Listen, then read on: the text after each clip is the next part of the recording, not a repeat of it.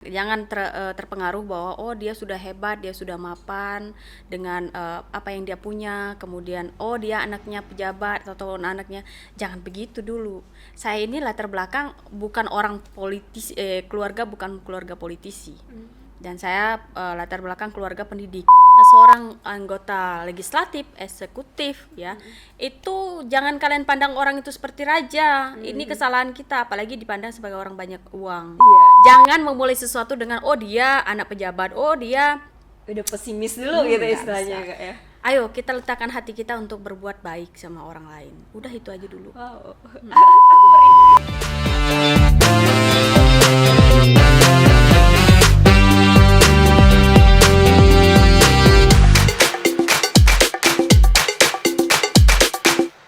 Halo teman edukasi, kembali lagi bersama aku Maria Aprilin di Biru Bincang Seru.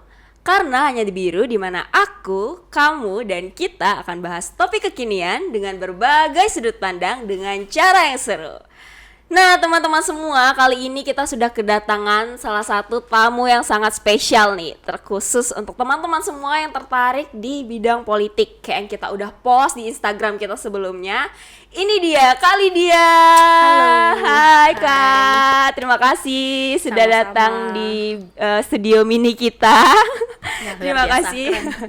Suka tempatnya dan biru-biru ya? Iya ya, Ya benar-benar sama dengan biru. saya kan juga biru ya. Aduh, biru. Tapi hari ini saya pink dulu ya. Hari ini pink. Ya pink dulu.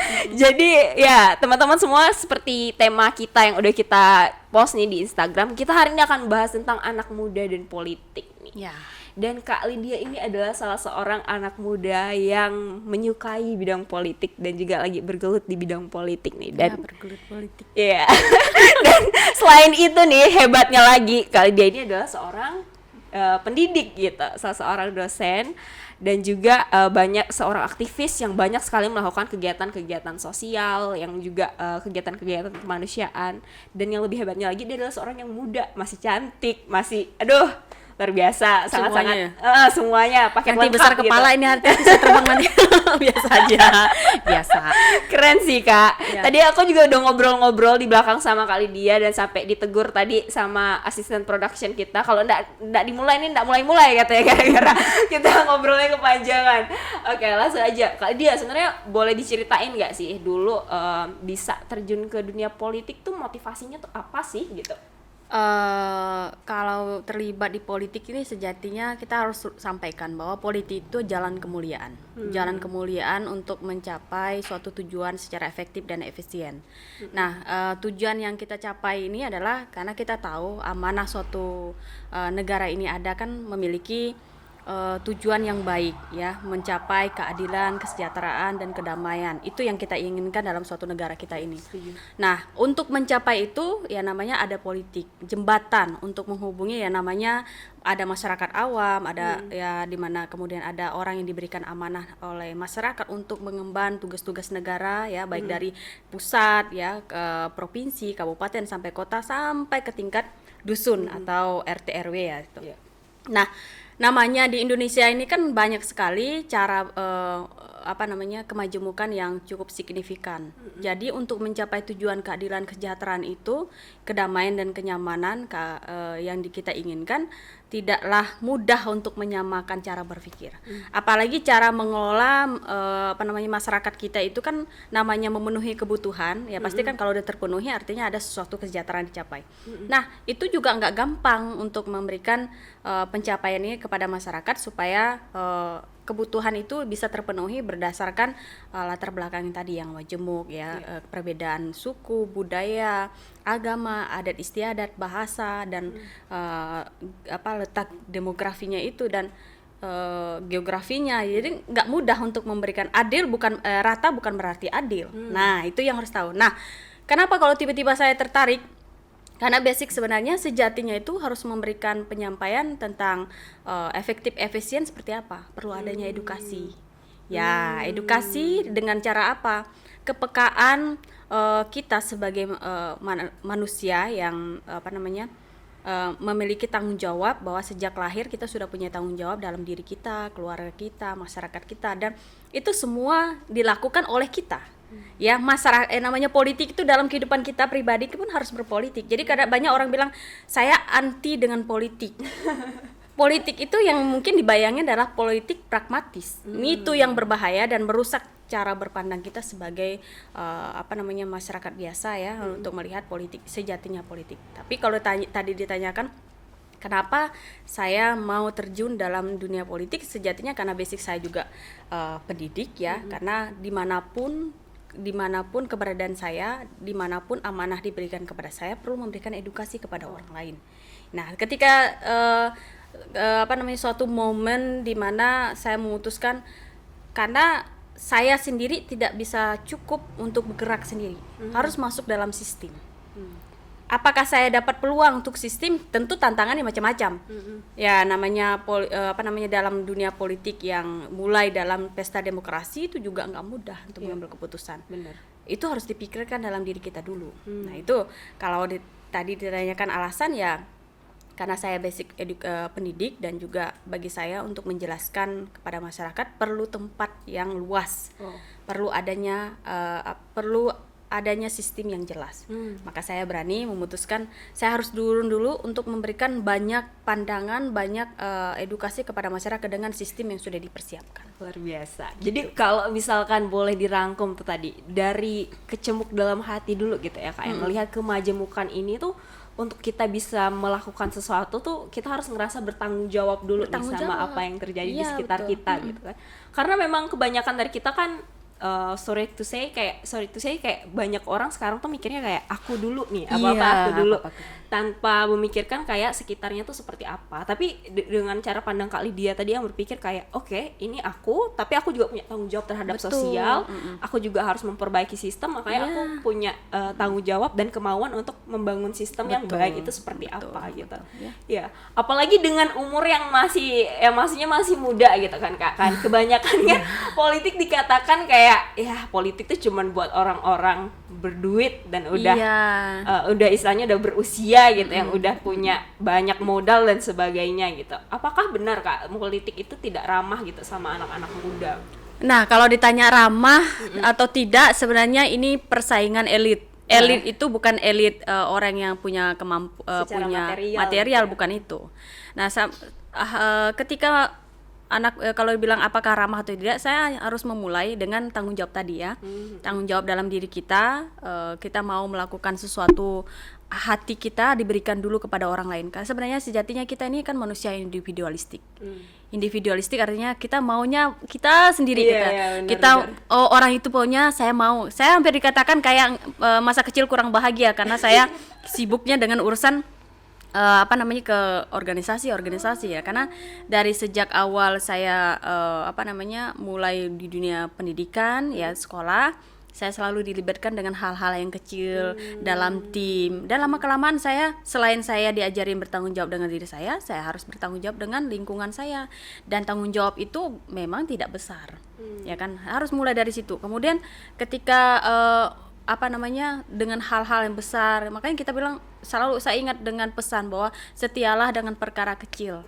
Ketika perkara besar kita udah biasa menghadapinya, jadi kita udah punya jiwa besar. Nah, namanya kehidupan peka terhadap kehidupan sosial kan macam-macam. Ada yang pro, ada yang kontra. Nah, mental kita juga diajarin untuk itu. Nah, tadi kalau ditanya apakah politik itu ramah dengan anak muda, sebenarnya mulai dari kita juga. Apakah kamu sudah tahu manajemen diri dalam kehidupan kita sehari-hari? Apalagi kalau misalkan dalam era digital ini kan kita semua anak-anak muda dari SMP, SMA sampai perguruan tinggi itu sudah diajarin manajemen waktu. Manajemen waktunya apa? Mengatur hidup kita sendiri, kemudian sambil belajar, sambil mengembangkan diri di lingkungan sosial, kemudian lalu diberikan amanah lagi dan macam-macam. Nah, itu mampu enggak membagi waktu? Karena ya di situ kita ditantang bahwa mendahulukan kepentingan orang lain, artinya meninggalkan kepentingan diri. Enggak juga, jangan abaikan kepentingan diri. Kalau kita mengabaikan diri, gimana kita untuk membantu orang lain? Nah, kalau dibilang ramah atau tidak, justru saya mengajak anak-anak muda untuk melihat politik itu realistis. Realistis bukan berarti pragmatis. Ya, jangan terpengaruh bahwa oh dia sudah hebat, dia sudah mapan dengan apa yang dia punya, kemudian oh dia anaknya pejabat atau anaknya, jangan begitu dulu. Saya ini latar belakang bukan orang politis, keluarga bukan keluarga politisi, dan saya latar belakang keluarga pendidik. Jadi saya terlahir dengan dunia pendidikan dari keluarga, ya kan. Jadi politik itu sejatinya diajarkan dalam kepekaan sosial. Lalu saya maju, misalkan kemarin ikut terlibat di pesta demokrasi, saya maju tidak pernah berpikir saya dapat uang dari mana ini, kerja kita baru selesai kuliah, ya kan, baru selesai mengemban suatu tugas amanah besar secara nasional, terus terjun ke politik. Di partai ya maksudnya, di sana untuk mau terlibat di sana pun enggaklah mudah bagi kita, adalah hanya komitmen dan rendah hati. Kosong, apa namanya, gelas kosong, kita mau belajar, ya kan, karena masuk dalam sistem. Nah di situ memang kalau kita lihat, kalau kita pesimis ya pasti mundur semua. Ya kan, namanya perdebatan dialektis juga iya, argumen juga iya, kapasitas diri dan kelincahan diri juga penting gitu dalam dinamika ini. Karena bagaimana kita bisa merebut hati masyarakat kalau kita tidak punya karya yang apa namanya, yang jitu lah gitu kan. Nah, bisa kita apakah bisa dilakukan, apakah kalau misalkan saya punya kapasitas apa untuk memberikan sesuatu kepada masyarakat. Nah, ketika saya terjun, saya ikut terlibat dalam pesta demokrasi, kemudian sampai di lapangan saya memang apa yang saya punya, artinya apa, hati saya letakkan kepada masyarakat. Mari kita lihat sistem. Justru saya ke lapangan itu tugasnya kayak mengajar. Jadi memberikan edukasi bahwa sejatinya politik begini, karena mereka pasti banyak cerita. Bahwa saya bilang gini, kalau menjadi seorang anggota legislatif, eksekutif ya, itu jangan kalian pandang orang itu seperti raja. Ini kesalahan kita, apalagi dipandang sebagai orang banyak uang. Karena sejatinya mereka ini perlu suara, dan kalian jangan hanya mau dilihat dari oh kamu dikasih seperti ini, nanti kamu pilih saya dan lain sebagainya. Itu biasa di lapangan pasti kayak gitu. Tapi ini tantangan bagi anak muda bahwa ini bisa diruntuhkan. Makanya waktu maju kemarin ya akhirnya saya memperoleh suara kedua ya. Itu juga nggak mudah, tapi saya bersyukur karena saya tidak habis-habisan. Ya tidak habis-habisan dalam arti keuangan, karena saya nggak punya uang. Tapi saya memberikan kepada masyarakat seluruh dalam pesta demokrasi. Saya menggaransikan bahwa sejatinya masyarakat itu adalah perlu disentuh dalam nilai-nilai edukasi, sehingga kayak saya tidak terpilih ya, akhirnya kemudian saya mendapatkan support dari masyarakat, dan mereka tidak merasa sakit hati, dan mereka tahu bahwa ini pesta demokrasi dan komunikasi harus dijalankan terus gitu. Jadi kalau ditanya apakah ini ramah, justru ramah, tergantung diri kita sendiri. Jangan memulai sesuatu dengan oh dia anak pejabat, oh dia udah pesimis dulu gitu istilahnya Kak ya. Ayo kita letakkan hati kita untuk berbuat baik sama orang lain. Udah itu aja dulu. Wow. Aku merinding guys. Jadi bener ya kalau kata Kak Lydia, kalau misalkan kita boleh rangkum lagi tuh, asalkan kita balik lagi ke kita niatnya apa gitu ya Kak.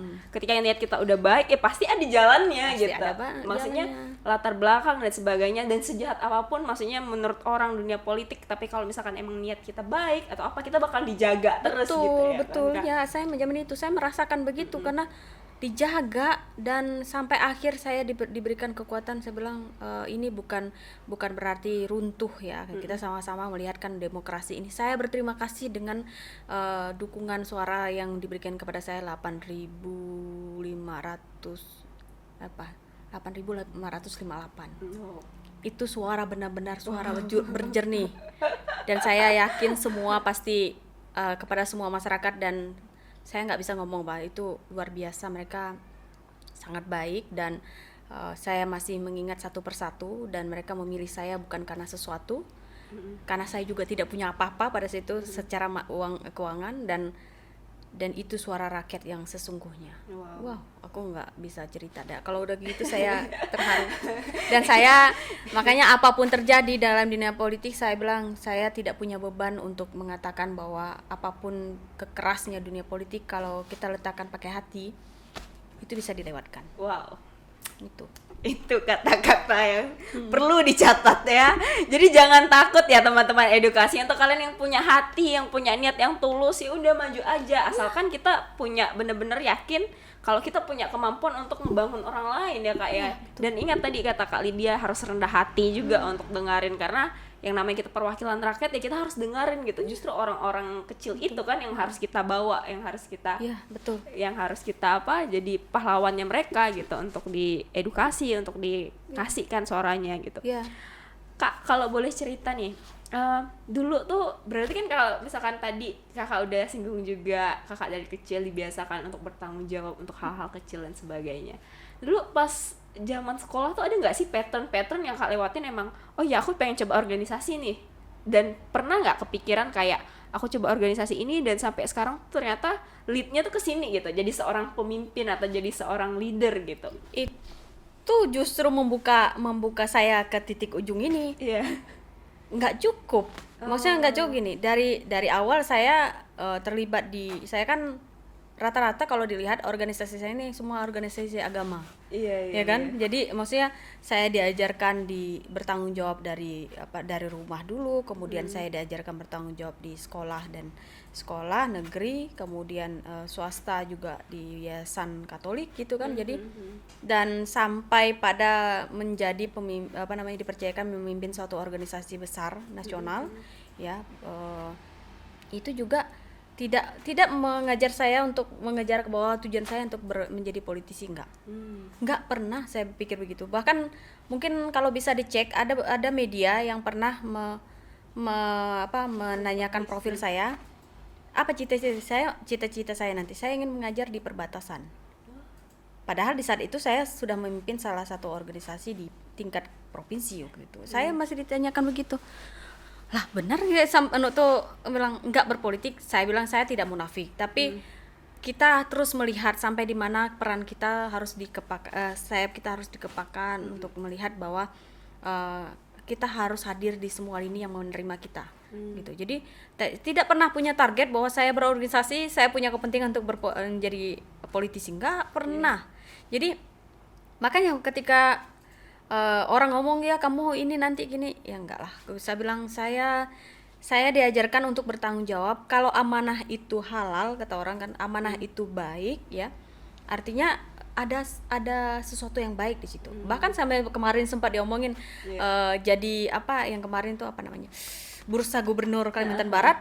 Itu saya bilang itu sempat ditanyakan juga gitu. Kemudian sempat disurvei juga. Dan saya bilang saya mendengarkan itu dulu gitu. Tapi apakah saya dikatakan siap? Ya namanya kalau kita mau terlibat, ayo terlibat.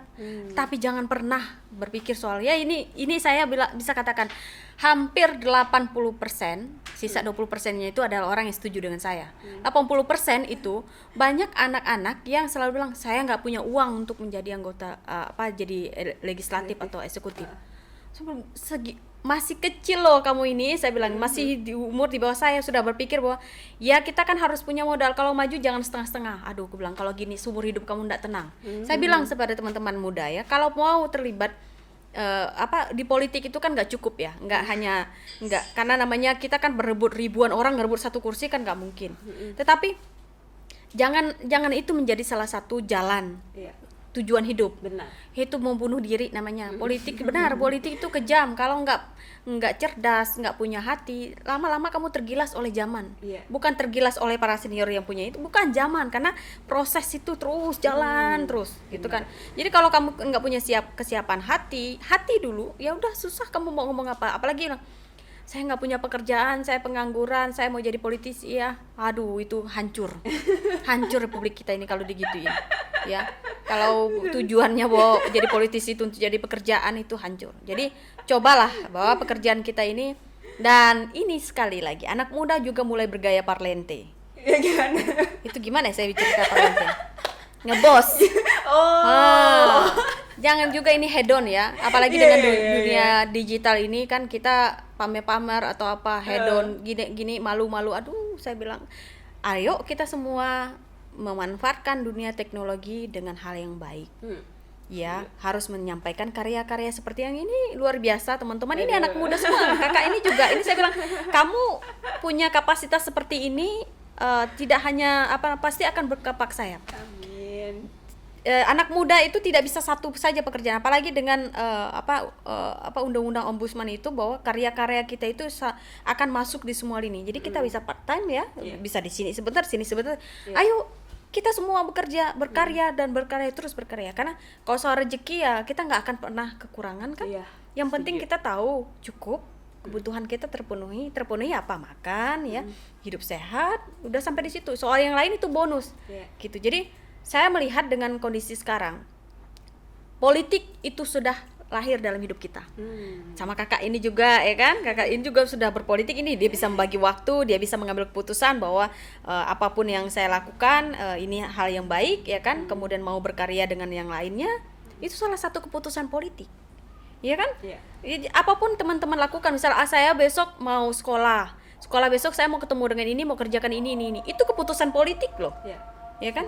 Jadi itu kalau misalkan apakah saya mau terlibat dalam politik praktis, nah itu tadi dalam pesta demokrasi. Praktis itu bukan berarti pragmatis ya. Politik jangan jangan sampai pragmatis. Pragmatis itu bunuh diri. Baru kecil saja ikut orang terlibat korupsi. Hayo, baru apa-apa jadi ini udah korupsi ya kan? Nggak boleh gitu kan. Karena apa? Hedon itu selalu mengejar kita. Etika, kalau dalam pelajaran Pancasila ya itu adanya etika Pancasila, aliran etika itu ada deontologis dan teleologis ya. Kita udah ngomongin ke sini ya, karena itu deontologis dan teleologis. Seorang pendidik nih beda ya ngomongnya semuanya. Kalau salah itu di dalam teologis itu deontologis itu ada namanya hedon ya, kemudian hedonis dengan deontologis, dan satu lupa saya, semoga teringat ya. Itu adalah salah satu aliran etika yang sebenarnya jangan membuat kita terjebak. Ya, karena namanya deontologis dan teologis itu ada dua, kebutuhan dan kemauan. Kebutuhan itu deontologis, kemauan itu adalah teologis. Jadi kita mau posisinya kebutuhan. Gitu ya. Teologis yang kebutuhan, kemudian deontologis itu adalah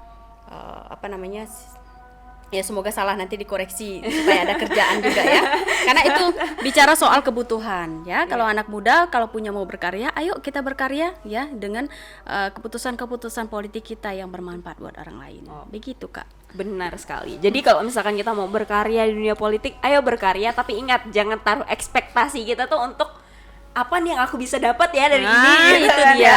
Harusnya apa yang bisa aku bagikan gitu. Kayak kali dia dong. Jadi kayak semuanya tuh harus dimulai dari kerendahan hati, harus dimulai dari apa yang aku bisa lakukan, apa tanggung jawab yang aku bisa lakukan, bahkan dikasih gitu tingkatan-tingkatannya kan, betul. sampai akhirnya bisa sampai di titik ini. Iya, betul. Saya mau ceritakan menjadi seorang pemimpin di organisasi Katolik mahasiswa Katolik di cabang di Pontianak yaitu PMKRI, Perhimpunan Mahasiswa Katolik Republik Indonesia. Saya terpilih itu tidak ada berpikir mau membuat tim pemilihan kemudian untuk kita akan bertempur menjadi seorang pemimpin. Nggak ada, tiba-tiba saja ditanya, kamu mau jadi ketua atau enggak, katanya. Padahal nggak ada tim ini. Nah, saya menanamkan jawabannya hanya iya atau tidak. Nah, iya atau tidak sebagai seorang kader ya dan pemimpin kita semua pemimpin. Selagi itu bukan haram ya atau hal yang buruk, kenapa kita menolak? Artinya apa? Kalau orang menanyakan begitu, berarti kita punya kemampuan, kapasitas. Jangan ditolak. Saya nggak mampu, katanya. Aduh, itu selesai. Ya, masa depan itu selesai. Sama juga waktu jadi seorang pemimpin sama organisasi Katolik di tingkat nasional. Itu pun dengan last minute ditanya, kamu mau ini enggak? Gitu kan? Mau jadi apa ini? Dengan semuanya, dan itu bukan skenario dari kita. Saya percaya bahwa setiap yang orang berikan kepada saya secara hal itu baik, artinya amanah. Sama juga dengan saya memilih politik, ada sesuatu tawaran, orang berarti punya kapasitas. Tinggal kita yang menjalankannya bagaimana, dan jangan melukai diri sendiri. Begitu. Itu bagus sih Kak. Maksudnya kebanyakan dari kita kan anak muda ya, tau lah sekarang sama sama istilah-istilah exhausted lah, maksudnya kecapean yang berlebihan gitu. Belum apa-apa udah aduh aku exhausted gitu kan, udah capek, udah apa gitu, jadi malas dan sebagainya. Ada juga orang yang bekerja keras jadi lupa sama dirinya sendiri. Betul. Gimana Kak cara Kakak supaya bisa balance semuanya dan bisa kayak nge-build up diri Kakak supaya untuk tetap, ya namanya dunia politik kan pasti berat ya Kak. Betul. Supaya tetap waras dalam tanda kutip, Ya, waras. kita tetap punya hati Betul. juga, tetap rendah hati juga, tetap punya pribadi yang baik gitu. Itu gimana Kak caranya? Saya sih nggak bilang bahwa saya harus baik, nggak bisa begitu. Selagi saya bilang ini tidak menyakiti orang, nggak apa yang saya lakukan, itu saja.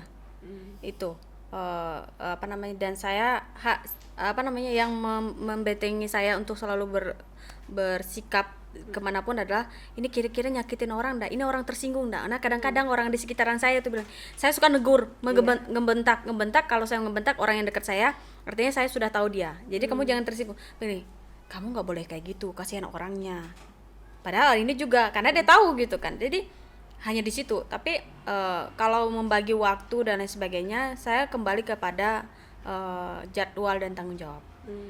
Memang ya kita nggak boleh menjadi manusia rakus, tapi kalau itu amanah, kenapa kita nggak bisa lakuin? Karena selagi orang kasih kita amanah berarti orang percaya, tahu kapasitas kita, tahu kemampuan kita, tahu bahwa kita bertanggung jawab. Tinggal kita lagi tunjukin bahwa benar nggak menurut orang lain. Itu teman-teman, kalau mau berhasil di masa depannya, ya saya nggak bilang saya berhasil, tapi maksudnya saya masih bisa diterima orang sampai hari ini karena saya masih nunjukin itu. Tapi kalau dibilang berhasil, manusia nggak pernah puas. Selagi saya, dan sekarang kan contohnya saya masih diundang di edukasi Borneo, berarti ada sesuatu yang mau dicari ini, maksudnya ada sesuatu yang mau yang menjadi menjadi buat teman-teman perlu diberikan kepada, diedukasikan kepada teman-teman. Artinya ada sesuatu gitu. Artinya sejauh itu cara ukuran kita, sejauh kita masih bisa diterima orang, ya kita jalankan gitu ya. Itu. Nah, amanah-amanah yang diberikan orang kepada kita tuh jangan pernah. Gini yang paling lucu untuk anak-anak muda ya. Kalau seandainya ini orang kasih amanah, itu bukan bidang saya. Iya. Ini nih kebiasaan yang paling parah. Ingat saya bilang, kalau kamu masih melihat itu bukan bidang saya, itu membunuh karaktermu. Iya. Karena apa? Saya ini latar belakang saya ini seorang pendidik. Ya, karena saya sudah mengajar ya kan. Terus kemudian kenapa saya kok tiba-tiba ke politik, kok tiba-tiba saya kadang di dunia industri, ya di dunia hukum. Saya juga ikut terlibat di dunia hukum, industri dan semuanya. Jadi diajak untuk bicara gitu, diajak untuk membahas sesuatu, tapi karena saya coba dulu ya, gitu. Itu dulu, jangan, oh ya nanti saya bisa, kalau menurut bidangnya, nggak bisa. Saya coba dulu, kalau tidak bisa mohon dibimbing. Kalau tidak bisa masuk berarti saya tidak diterima. Udah begitu. Etika itu juga harus dipakai. Jadi jangan pernah merasa bahwa bukan bidang lalu nggak bertanggung jawab. Kita bicarakan, nggak ada sesuatu yang nggak bisa selesai kalau dibicarakan. Mana juga orang suruh cenayang, ya kan? Jadi harus ayo terlibat gitu, bergerak bersama gitu kan. Benar. Jadi kalau bagaimana cara bagi waktu, saya sih merasa apapun tanggung jawab yang saya berikan saya kerjakan, dan saya punya jadwal. Ya, jadi ini ada ini, timelinenya begini dan semua kerjakan harus. Jadi saya punya checklistan. Jadi banyak buku saya sudah numpuk. Semua kalau gitu itu ya? iya saya tulis. Oh, ini hari ini begini semua di checklist. Kalau di pikiran, nah ini kebiasaan juga malah seorang nggak mau nyatat jadwal sendiri. Iya. Itu rusak Republik. Seharusnya dicatat itu, hari ini saya ngapain, bahkan sampai soal nyuci piring, ngepel itu dicatat itu.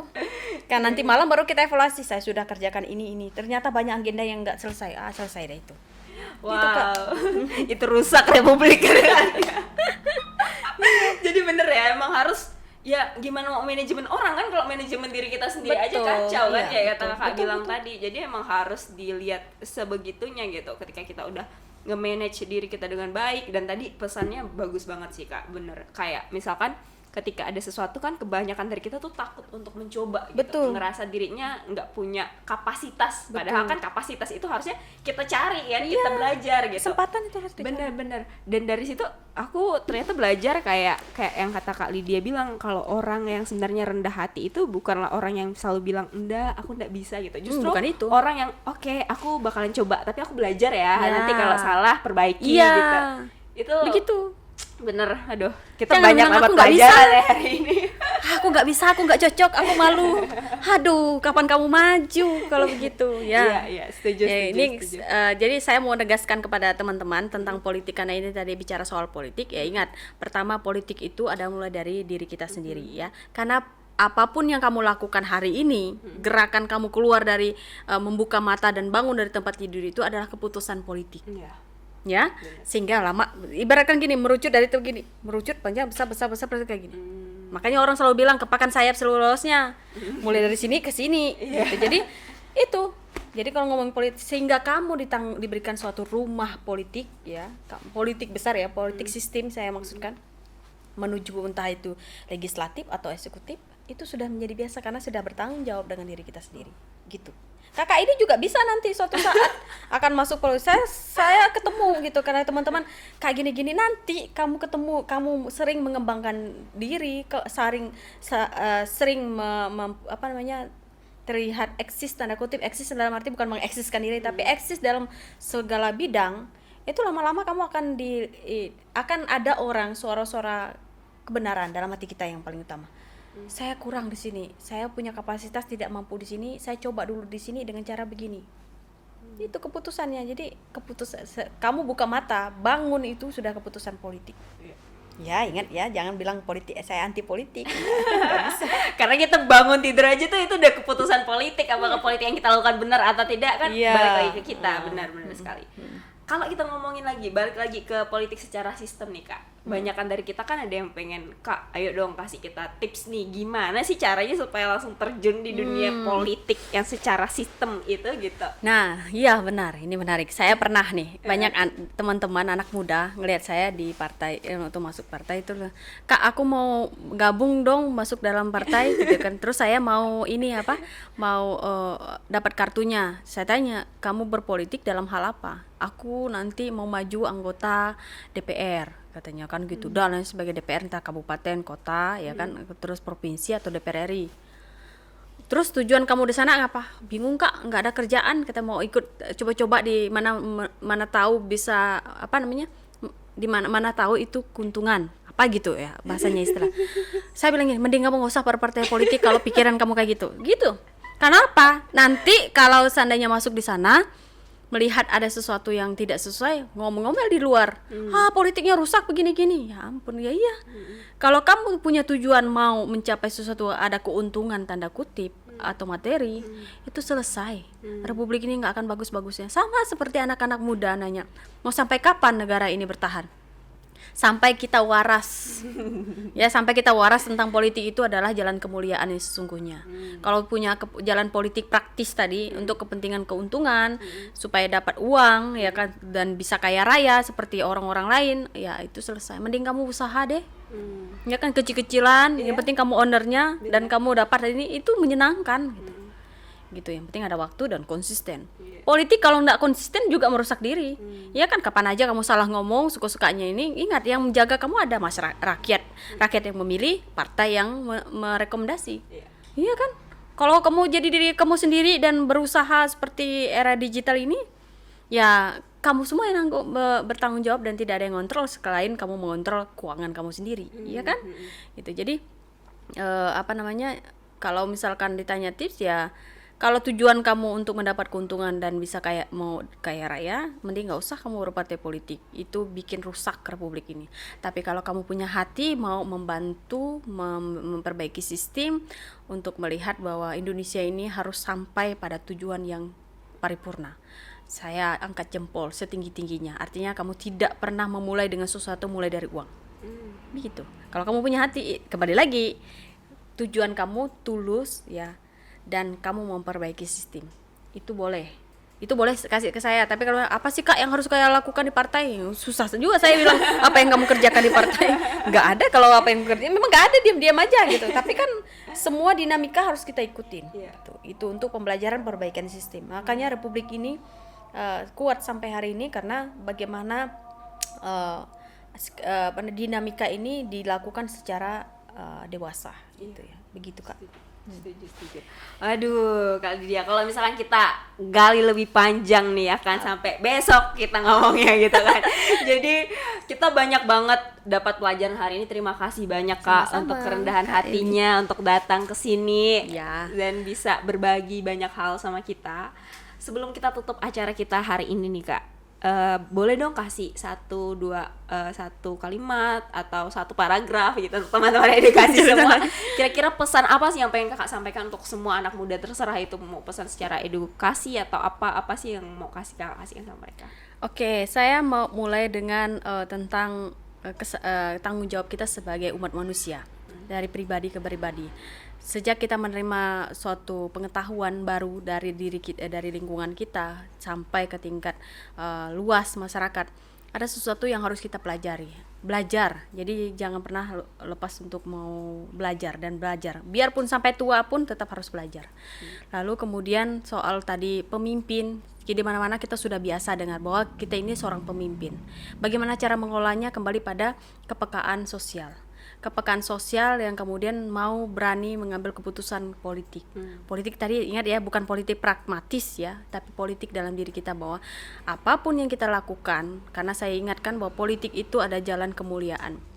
Kalau keputusan politik itu kamu lakukan secara bertanggung jawab, sampai kapanpun hidup kamu pasti menjadi nyaman, damai, tenang. Nah, oleh sebab itu kepada teman-teman yang nonton Edukasi Borneo ya, jangan pernah bosan-bosan, karena Borneo ini saya lihat memberikan edukasi yang dari berbagai aspek ya kan. Dan itu salah satu jalan politik juga untuk memberikan penjelasan mencapai suatu tujuan. Itu adalah tujuan yang efektif dan efisien sebagai warga negara yang baik adalah mau belajar. Ya, begitu. Jadi jangan bosan untuk selalu belajar, karena sejatinya kepekaan sosial itu untuk mencapai kepekaan sosial itu adalah mengajarkan kita untuk tahu apa yang harus kita perbaiki. Wow, Begitu. kepekaan sosial itu membuat kita tahu apa yang harus kita perbaiki. Jadi teman-teman edukasi, sekian acara bincang seru kita kali ini. Kita membahas banyak sekali seputar politik dan anak muda, dan juga banyak sekali pelajaran kehidupan yang udah kali dia sampaikan. Untuk teman-teman semua mungkin yang punya pertanyaan lain atau kita pengen bikin part 2-nya sama kali dia, boleh komen di bawah. Jadi mungkin nanti kita bisa share lewat Instagram live dan sebagainya, itu boleh di-share di bawah pertanyaan apa yang pengen kalian tanyakan, atau kira-kira menurut kalian sendiri ada pertanyaan seputar politik yang pengen ditanyakan sama Kak Lydia, juga boleh DM langsung ke Kak Lydia di apa Kak Instagramnya Lydia Natalia Sartono. Oke. Jadi nanti boleh kan Kak, kan kalau kita tiba-tiba nge-DM gitu tanya. Boleh silakan aja, bebas. Oke. Karena Kak Lydia ini rendah hati buat jawab semua pertanyaan kalian seputar politik, bahkan curhatan juga diladenin sama Kak Lydia. Jadi sekian teman-teman semua episode kita kali ini. Aku Maria Aprilin, Lydia Natalia Sartono. sampai ketemu lagi di video kita selanjutnya. Bye.